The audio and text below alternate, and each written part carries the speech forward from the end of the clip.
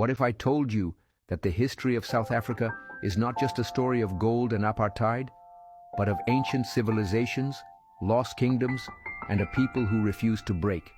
This is not the history you learned in school, and by the end of this journey, you'll see South Africa like never before. From the ancient footsteps of the first humans to the struggle for freedom against one of the most brutal systems of racial oppression, this is the entire history of South Africa, told like you've never heard it before. Stay with us, because the truth is more powerful than the myths. South Africa's story begins before history itself, deep in the cradle of humankind. Here, over 3 million years ago, our earliest ancestors walked the earth. Fossils like Australopithecus africanus, known as Mrs. Pless, reveal that this region is where humanity itself was born. Fast forward to 200,000 years ago, the first Homo sapiens, people just like us, emerged in southern Africa. These early humans were more than hunters and gatherers. They crafted tools, created rock art, and built spiritual traditions that echo through time. For thousands of years, the San and Khoikhoi people, some of the world's oldest continuous cultures, thrived across South Africa, leaving behind intricate cave paintings that tell stories of their lives, beliefs, and the world around them. By 500 CE, powerful migrations reshaped the region. Bantu-speaking peoples arrived, bringing iron-working agriculture and new ways of life. This wasn't just movement, it was a cultural revolution. One of the most mysterious and impressive sights from this era is Mapungubwe, a kingdom that rose in the 11th century. At its peak, Mapungubwe was a wealthy trading hub, dealing in gold, ivory, and glass beads from distant lands. The discovery of a golden rhinoceros buried with royalty proves that African civilizations were thriving long before European contact. Yet for centuries, these stories were hidden, deliberately erased to deny Africa's rich and complex past. In 1652, everything changed. The Dutch East India Company established a supply station at the Cape of Good Hope. But it wasn't just a stop for ships, it was the start of colonial domination.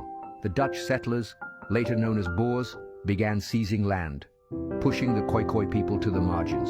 For the first time, South Africa became a battleground between African sovereignty and European ambition.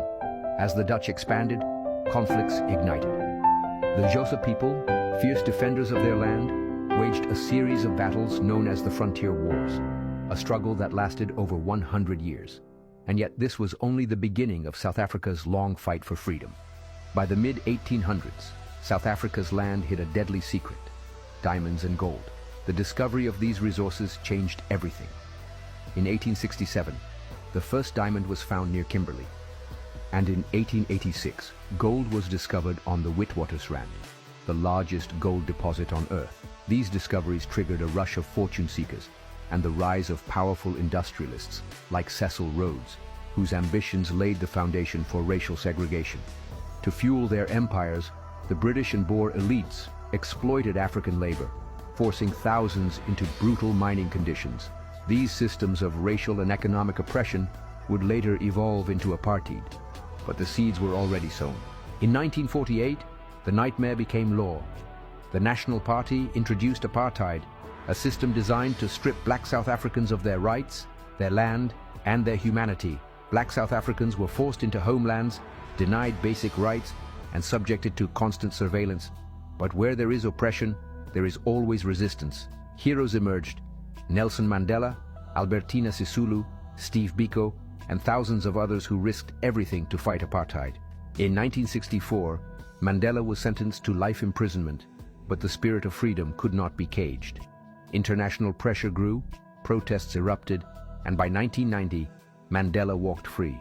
In 1994, after decades of struggle, South Africa held its first democratic election, and Nelson Mandela became the nation's first black president. Apartheid had fallen, but the scars remained. Post-apartheid South Africa is a story of both hope and struggle. The Truth and Reconciliation Commission, led by Archbishop Desmond Tutu, sought to heal a wounded nation. But deep inequalities, rooted in centuries of colonialism, still persist. Yet, South Africa remains a land of resilience. Its music, culture, and people continue to shape the world. From the rhythms of Amapiano to the spirit of Ubuntu, I am because we are. South Africa's history is not just a national story, it's a human story. A story of ancient kingdoms, colonial greed, and the unbreakable spirit of a people who refused to be silenced. And here's the truth, this story isn't over. It's still being written today. If this journey through history moved you, there's so much more to uncover. Hit that subscribe button and turn on notifications, because here at African Echo, we bring you the stories they tried to erase. And remember, a people without the knowledge of their past is like a tree without roots.